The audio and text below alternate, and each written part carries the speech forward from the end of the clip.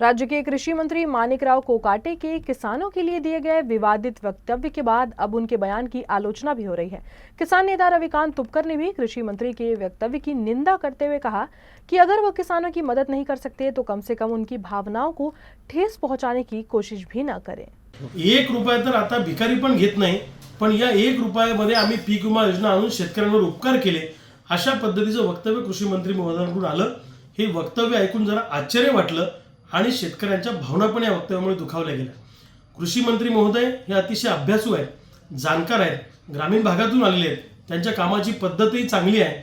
असं असताना त्यांनी असं वक्तव्य करणं हे थोडं आश्चर्यकारक वाटलं आणि आमच्या भावनांना दुखावणारं पण वाटलं।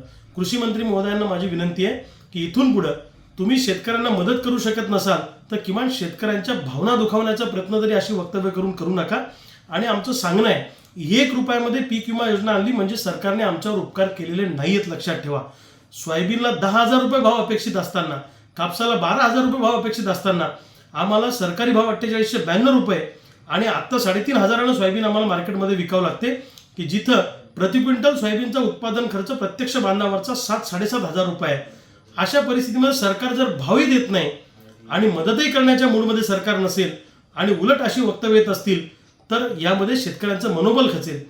सरकारमधल्या मंत्र्यांची वक्तव्य ही शेतकऱ्यांना उभारी देणारी, शेतकऱ्यांना मानसिकदृष्ट्या उभं करणारी आणि सर्वार्थाने उभं करणारी वक्तव्य जबाबदार मंत्र्यांकडून झाली पाहिजे अशी आमची अपेक्षा आहे।